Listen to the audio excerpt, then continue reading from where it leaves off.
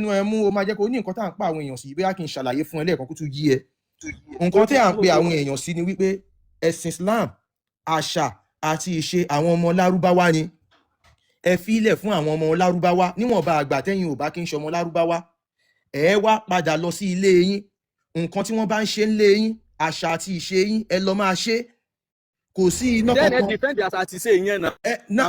tó bá ó wá ń sọ fún mi nísìnyí pé kí n defend àṣà àti ìṣe tèmi ṣọmọ níwájú ìwọ kò mi understand nǹkan tó ń sọ fún mi kí n defend àṣà you are telling me to defend myself as a Yorùbá person níwájú ìwọ tó jẹ́ ọmọ Arab. tó o bá ti mute mi mọ́ nísìnyí ó gbọ́ nǹkan tí mo fẹ́ kó defend. kí ló fẹ́ kí n defend. thank you. Ọ̀rúnmìlà ni gbogbo Yorùbá bìlífì pé òun nìpìlẹ̀ gbogbo Yorùbá gbogbo nǹkan táwọn ń ṣe ní Yorùbá lè ní eégún gbígbé èṣù bíbọ Ṣàngó bíbọ ẹ fún wa lẹ́fídẹ́ǹsì ibi tọ́rúnmìlà ti ṣe tá a fi gbà pé is part and parcel of Yorùbá tradition gangan. ẹ sọ pé Peter Fatomi mo ń bọ̀ wá ẹjọ́ ẹ sọ pé Peter Fatomilọ́lá onífíìmù ni àní tí bàbá yìí dẹ̀ sọ ni pé Ifá is a knowledge òun ò rí bì kankan tó.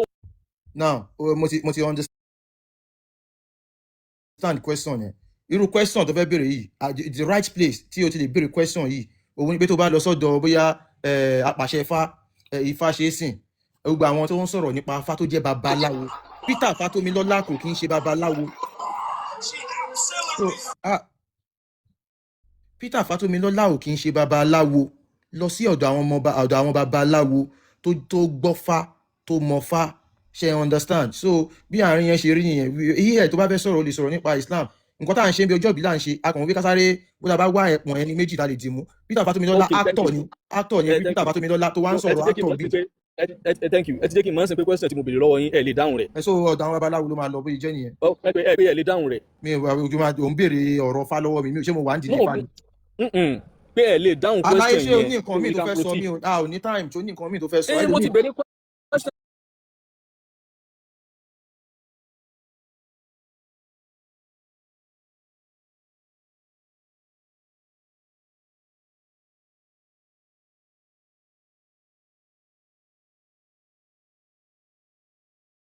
ẹ̀jẹ̀ wọn ọmọ Yorùbá ni wọ́n tọ̀hún kí n ṣe ọmọ àlè àwọn là ń bá wí so débi òun àwọn bàbá yín so àwọn bàbá wa wọn kì í ṣe bàbá tiẹ̀ ọmọ àlè ni wọ́n so ò dẹ̀ lè expect èmi kí n wá máa gbé bàbá oníbàbá kí n gbé sórí kí n gbé bàbá tèmi kí n gbélẹ̀ so bóyá jẹ́ nìyẹn so báyìí Mr. Rasheed Mr. Rahim àti Boskido tó bá ti sọ̀rọ̀ a bọ́ sí inú ètò wa tá a fẹ́ sáré ṣe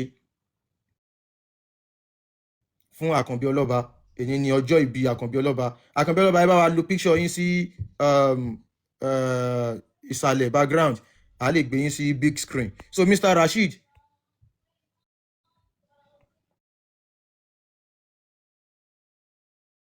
Mr. Rasheed okay wọn síbẹ̀ Mr. Rahim Àkànbí ṣe wà ń bẹ̀. ẹ káàsán àbí ẹ káalẹ́. Àkànbí ṣe wà ń bẹ̀ ẹ káalẹ́. tọba ká.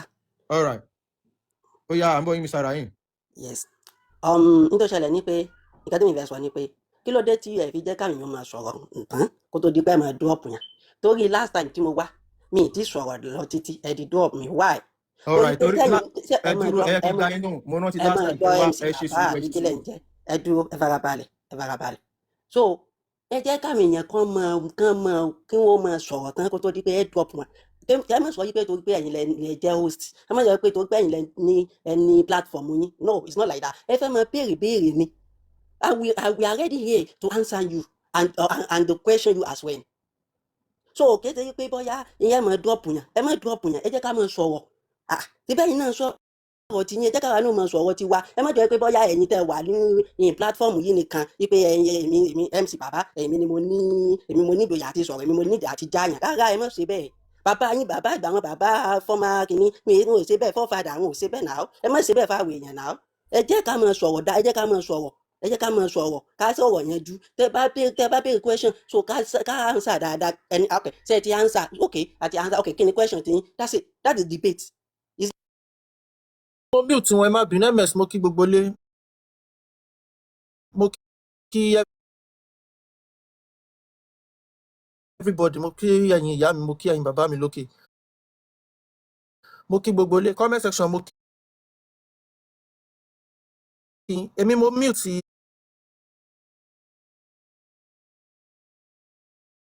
Mr. Rahim wọ́n kàn wí àwìtún wí asán lásán náà kàn ṣe ms tó bá rántí the last time tí wọ́n wá a fún wọn ní more than 5 minutes tí màá yìí fi sọ̀rọ̀ wọ́n tún ta sí everybody kò sẹ́ni tó sọ̀rọ̀ ó wá doni wípé wọ́n respond sí wọn máa yóò jẹ́ kẹ́ni tó ń sọ̀rọ̀ wọ́n kó sí wọn lẹ́nu tó bá rántí ọjọ́ yẹn wọ́n kó sí wọn lẹ́nu ọ̀hún wá síbi mẹ́sàn-án ni wọ́n jẹ́ káwọn sọ̀rọ̀ irú pattern wo nìyẹn ẹ máa gaslight all around.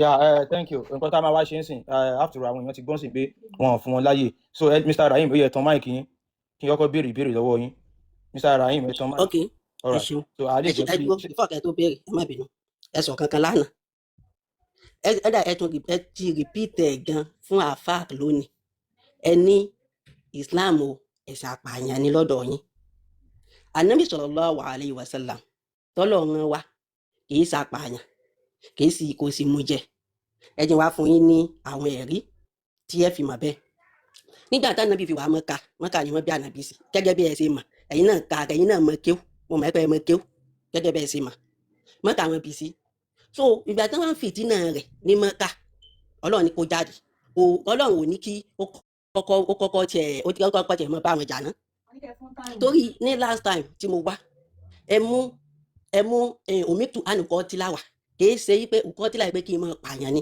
kí n máa bá àyàn jà ẹni ìtumọ̀ rẹ̀ so Ànábì Ọlọ́run wá sọ pé kó jáde pé torí fìtínà yìí pọ̀ àwọn kan lọ́kọ́kọ́ jáde tí wọ́n lọ sí Tọ́ífà so ìgbà tí wọ́n sí Tọ́ífà wàhálà náà pọ̀ kò wá pẹ̀rẹ̀ ìlọ́nà ok máa lọ sí Mẹdínà gbàgbà tán fẹ́ fìtínà rẹ̀ láti Mẹdínà yẹn ni Ànábì fi fún wọn Ànábì fi ok ìkan tá a máa ṣe ó bá àwọn nasrani yìí ó bá wọn bẹ àwọn alárànṣe ó bá wọn bẹ àwọn Mẹdínà ó bá wọn bẹ ipò pé ẹ jẹ́ kí àwọn Christian gbogbo wọn àwọn Jew ẹ jẹ́ kí a ṣe agreement láàrin ara wa so wọ́n bá yapa agreement wọ́n ní ta ni ó mọ̀ ṣe agreement ibẹ̀ ni wọ́n ti gbé fìtínà wá tọ́lọ̀ fi wá pàṣẹ fún Ànábì ok wọ́n gbé fìtínà ìwọ náà gbé fìtínà kàn wá ẹ wá jẹ́ fún yín ní àyà kan Suratul Nahl nísàlẹ̀ Bismillahir Rahmanir Rahim ó ní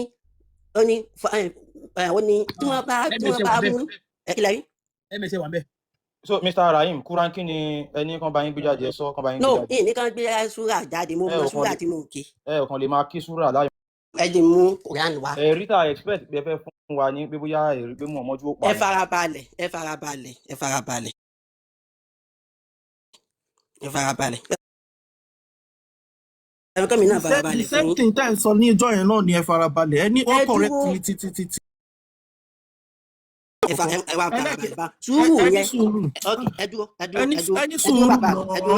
ayé ní sùúrù náà bẹ́ẹ̀ ṣe ń jọ yẹn náà lélẹ̀ ẹlẹ́kejì ẹ lo Allah instead Ọlọ́run irú bí tẹ́ sọ pé wọ́n lè jáde ń pé Allah sọ kó máa bàjá yẹn Ọlọ́run kọ́ ló sọ bẹ́ẹ̀ fún ẹ lo Allah so that àní interject yẹn ẹ lè sọ gbọ́dọ̀ bó bá ṣe wù yín ẹ ti gbọ́ ẹ ṣe. ẹ wá dúró báyìí sọ́bùrù sùúrù yẹn níbo ló ti wá torí ní Yorùbá tẹ́ bá ka Yorùbá dáadáa á ní àwọn nǹkan tí wọ́n àwọn á ní. ó dáa ẹ ṣe pẹ̀lẹ́pẹ̀lẹ́. ẹ lè sọ pẹ̀lẹ́pẹ̀lẹ́ torí lágbára náà ni sùúrù sọ́bùrù ló ti wá ó ti yé AMS bàbá sọ́bùrù yìí ló ti wá sùúrù náà ni so ẹ ṣe sùúrù ẹ fara balẹ̀ ẹ sì ṣe pẹ̀lẹ́pẹ̀lẹ́ ní Yorùbá so ẹ wá mọ̀ ẹlẹ́ẹ̀kejì tẹ́wọ̀n sọ pé kí n máa lò wípé Allahu Ọlọ́run mo ti sọ ń tọ́ ìjọ yẹn ọ̀yin lẹ̀ fẹ́ gbà ó sì yé MC bàbá bọ̀ wọn ò fẹ́ gbà ni. gbà pé kí ni. ẹ máa gbọ́ Allahu lágbára ni òun sì náà ni Ọlọ́run wa so nínú èdè kọ̀ọ̀kan ó ní bí wọ́n ṣe ń pe Ọlọ́run wọn so nísìnyí Yorùbá wa a máa ní Ọlọ́run ní ilẹ̀ Haúsá wọ́n máa ń ní ìkan mi so nísìnyí tó wá jẹ́ pé ẹ ṣe ìwé so àwọn èèyàn wá bóyá ìwé yẹn ó wá lọ fáà ó wá lọ gan so wá délé Haúsá àbí ilẹ̀ tí wọn ò gbọ́ yé tó jẹ́ pé Yorùbá lẹ fi ṣe sẹ́yìn gbọ́ mi sà tó jẹ́ pé Yorùbá lẹ fi kọ ìwé yẹn so àwọn èèyàn wọ́n sì ní interest sí ìwé yín so ẹnìkan yóò wá yóò ní ok ẹ jẹ́ kí n ìgbà tó jẹ́ pé mi mọ Yorùbá mi gbọ́ Yorùbá ẹ jẹ́ kí n translate èdè yìí sí èdè Haúsá èdè Haúsá ni ó fi ṣe bàbá mi. ó yẹ ní sùúrù báyìí táìmù tá a fi sí yín lórí ó ti tán ẹ má bínú gbogbo ní. ẹ wò kábà kí ni Yorùbá Muhammed sà. ẹ mọ bí ò dáa fún yín sà. ẹ kàn sọ ni ẹ má sọ pé ẹ má sọ story kí ni Yorùbá Muhammad. ẹ jú ẹ farabalẹ̀. mo ti gbọ́ kí ni Yorùbá Muhammad. mo kí yín náà ni ṣé MS bàbá ní sọ̀rọ̀ àbí ta ní sọ̀rọ̀ nù yín. ẹ má wọrí ẹni gbogbo àti sọ̀rọ̀ bíbá yìí ẹ nìṣó lẹ̀ kí ni Yorùbá Muhammad. ẹ máa gbọ́ yóò dà fún yín mo ṣàdúrà fún yín ni torí question tẹ mú wà ó dà mo ní interest sí Muhammad ẹ wí yẹn sallallahu alaihi wasallam Arab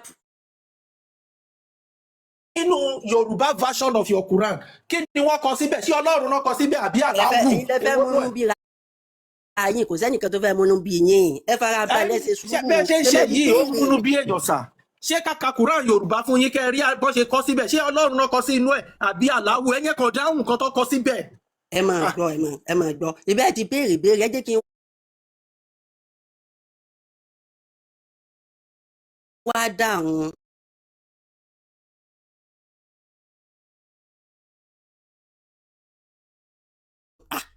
kí ló tẹ̀ ń rush báyìí you are not from Russia are you say Russia lẹ ti wà ní ẹ fara balẹ̀ fún èmi náà bẹ́ẹ̀ tí máa ṣe nìyẹn ẹni tó ṣẹlẹ̀ ní pé Muhammad awi yìí orúkọ lágbára ni gẹ́gẹ́ bẹ́ẹ̀ náà ṣe ń jẹ́ Adéwálé Adékànbí àrí Àkànbí bíbá yìí orúkọ Yorùbá ni ṣé tá a bá dé ilẹ̀ Haúsá tá a bá fẹ́ pe Àkànbí yẹn lápè àwọn èèbó tẹ́ ẹ bá gbé Àkànbí wá sọ́dọ̀ wọn ò ní máa pè dáadáa àmọ́ ìka tí wọ́n pè náà nìkan tẹ́ present fún wa náà nìyẹn. ní inú Quran Yorùbá sà ìgbà tí wọ́n fẹ́ translate Allah sí inú Yorùbá version of your Quran kí ni wọ́n kọ síbẹ̀ sà ṣé Ọlọ́run náà kọ síbẹ̀. wọ́n lè kọ Ọlọ́run wọ́n sì lè kọ Allah. ẹgbẹ́ Yorùbá version wà tí wọ́n ti kọ Ọlọ́run sí inú ẹ̀sà tó jẹ́ pé Ọlọ́run ni wọ́n mention nínú Yorùbá version of your Quran. èmi ò ní Yorùbá Quran. tẹ́mi bá wá gbé Yorùbá version yín tí wọ́n translate fún yín tí wọ́n ti kọ Allahu síbẹ̀ kí lẹ máa ṣe sà.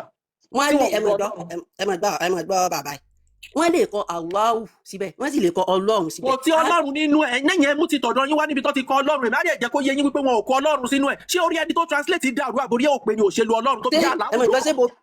ẹ mọ̀ ìgbọ́ ṣé gbogbo Quran yẹn tí wọ́n ti translate sí Yorùbá ṣé gbogbo ẹ̀ lẹ́ ti yẹ̀ wò ni. kò sí ní inú ẹ̀ even kẹ́ ẹ download kíní ẹ̀ PDF ẹ̀ kẹ́ ẹ type Ọlọ́run síbẹ̀ you will never see it Allahu ló wà bẹ́ẹ̀ ṣe ti gbọ́. Allahu ó ní Ọlọ́run nílẹ̀ Yorùbá. àníkẹ́ ẹ stop ẹ̀ kí ló dé tí wọ́n kọ Allahu síbẹ̀ tí wọn ò kọ Ọlọ́run. ìyẹn màá gbọ́ tẹ́lẹ̀ mi bá fẹ́ translate bóyá tí mo bá fẹ́ translate English Quran sí Yorùbá nǹkan tí màá Allahu ni màá kọ Allahu ó ní màá kọ torí mo mọ̀ pé Allahu ní Ọlọ́run ni pé Allahu ó ní ohun gbogbo nǹkan yányán ẹ̀ẹ́kan rẹ̀ ni Allahu ló wúwo. that is that òun ló dá gbogbo nǹkan ìtumọ̀ òun ní Yorùbá. Mr. Rahim ẹ má bínú kàn sound bí mi ò mọ nǹkan kan ràn gbẹ̀lú ṣé ẹ má bínú bí ìgbà téèyàn pẹ́ nú ẹ má bínú tí ó bá rí bákan ẹ má bínú. ọpẹ́ nú ms ó pẹ́ lé kéwù ni àwọn ọmọ táwọn eléyà máa ń bẹ́ẹ̀ ṣe kiri yẹn. ó kọjá bẹ́ẹ̀ Ọlọ́run ó kọjá bẹ́ẹ̀. ó ní ẹ̀ ń bá rí báyẹn abẹ́ à ń sọ̀rọ̀ kan ẹ̀ ń sọ ìpè kìíní. ẹ jọ̀ọ́ ta ló ní fídíò Sharafadeen yẹn Mr. Rahim sincerely speaking mi ò bú yín mo kàn sọ pé bẹ́ẹ̀ ṣe ń sound because à ń gbìyànjú láti ṣàlàyé láti jẹ́ kẹ́ mọ̀ pé orúkọ wọn ò kí ń tu ẹ̀yin náà sọ lẹ́ẹ̀kan ẹ ní ẹ jẹ́ kí n délẹ̀ ẹ bẹ̀rẹ̀ ẹ̀yin náà sọ lẹ́ẹ̀kan yín pé bí Adéwálé bí kinní kan orúkọ wọn ò kí ń tu Adéwálé ń sìn tó bá kúrò níbi tó bá lọ China Adéwálé náà máa pè táwọn Chinese ò bá lè pè wọn ni Adéwálé ṣe get Adéwálé bó ṣe máa pè náà nìyẹn Muhammadu nígbà tó kúrò tó fò láti Arab tó dé China tó ti sọ Chinese Muhammad náà pè táwọn bá lè pè wọ́n ṣá Muhammadu nígbà tí Allah tó kúrò láti Saudi tó dé China Allah náà pè tẹ́ bá lọ wo Chinese ẹjẹ ń délẹ̀ sẹ́ tẹ́ bá lọ wo Chinese Quran Allah lè máa bá get nígbà tó dọ́dọ̀ wa nílẹ̀ Yorùbá Allahu òun là ń pè wọn ò kí ń tú orúkọ now mo mọ reason tẹ́ fi sọ wípé ẹ fẹ́ tú Allah sí Ọlọ́run torí wípé nílẹ̀ Yorùbá a mọ̀ wípé Ọlọ́run ló dá gbogbo nǹkan ẹ̀yin náà wá wí pé ọ̀dọ̀ àwọn Árábù Allah ló dá gbogbo nǹkan tó bá ti jẹ́ bẹ́ẹ̀ ó túmọ̀ sí pé Allahu náà ni Ọlọ́run àbí. Ọlọ́run náà ló dá gbogbo nǹkan. ẹ calm down bàbá yìí nílẹ̀ Yorùbá Ọlọ́run Olódùmarè la mọ̀ tó dá gbogbo nǹkan lọ́dọ̀ àwọn Arab Allah ni wọ́n mọ̀ tó dá gbogbo nǹkan ìgbà tí Allah yẹn wá délẹ̀ Yorùbá ẹ wá believe pé Allah yẹn náà a lè tú sí Ọlọ́run àbí. Ọlọ́run náà ni Ọlọ́run náà ni ẹ má ṣe ohun kankan. question tí mo bí is a yes or no question. náà ni ṣèbí yes náà ni. kàn sọ pé Ọlọ́run náà ni òun náà ló dá gbogbo nǹkan òun ló hun everything. ó dáa now Allah làwa ń bá yín sọ báyìí sìn ẹ jẹ́ ká wá ṣe báyìí ní ilẹ̀ Yorùbá mi mọ̀ bí ọmọ Yorùbá ni yín ṣé ẹ ti gbọ́ rí wípé ẹni tí ó bá ń ṣe eégún tàbí tó ń ṣe àṣà àti ìṣe kan rí ní ilé wọn ó wá ní ẹ wo wọ́n ti gbé Islam jíjà rẹ̀ mi ò yẹ kí n lọ join kí n lọ darapọ̀ mọ́ àwọn mùsùlùmí ó wá náà fẹ́ lọ di mùsùlùmí wípé Ọlọ́run Olódùmarè nìkan pa ṣé ẹ ti gbọ́ rí. yóò dáa fún yín. ṣé ẹ ti gbọ́ rí. ẹ máa dọ́ question tẹ̀ wí yẹn. tẹ́jọ́ ìbá ti pọ̀jù a máa drop yín ẹ̀ ń wé a ní ìjọba fẹ́ ṣe ṣé ẹ ti gbọ́ rí. ṣé MC bàbá ni bá mi sọ ẹ fara balẹ̀ calm down. nǹkan tí n bá bí yẹn ò dáhùn nǹkan tí mò ń bí yín náà ẹ má wà. ẹ sì jẹ́ solo náà ẹ calm down calm yourself down. okay yes or no. let me talk. ó yá yes or no. yóò dáa fún yín pẹ̀lú question tẹ̀ wí yẹn. ní ìgbà Nábì sallallahu alaihi wasallam Ọlọ́run sọ yí. a ò bá yín sọ̀rọ̀ ìgbà Nábì ìbéèrè tí mo bí yín ni wípé nílẹ̀ Yorùbá ẹni tó jẹ́ pé eégún ni wọ́n ń ṣe nílé wọn wá nóun ò ṣe mọ́ ó nóun fẹ́ lọ darapọ̀ mọ́ àwọn mùsùlùmí àbá òun fẹ́ lọ darapọ̀ mọ́ àwọn kiriyó ṣé ẹ ti gbọ́ rí wípé Ọlọ́run Olódùmarè sọ wípé kí wọ́n pa á ìbéèrè tí mo bí yín nìyẹn bẹ́ẹ̀ ni mo ti gbọ́ rí bẹ́ẹ̀ kọ́ mi ò gbọ́ rí nǹkan tá a bí yín nìyẹn mi ò láì gbẹ́ ṣe báwo yẹ tán máì ṣé ẹ ti gbọ́ rí. no ẹ ò gbọ́ rí ẹ ti dá mi lóhùn ẹ ṣáà ṣe fún ẹ ti dá mi lóhùn ẹ calm down mo fẹ́ akànfẹ́ kẹ́ ẹ mọ̀ wípé wọn kì í ṣe. ẹ̀yin lẹni platform yín kan tó bá wù yín ẹ ṣe. ìbéèrè tá a bá bí yín náà ni kẹ́ ẹ dáhùn tá a bá ní kẹ́ máa sọ̀rọ̀ ìyìn lè jà sí yín bọ̀ tó gbà yín lẹni platform yín ìkan tó bá wù yín whatever you want you can do it's your own platform no it's not my own okay go ahead please.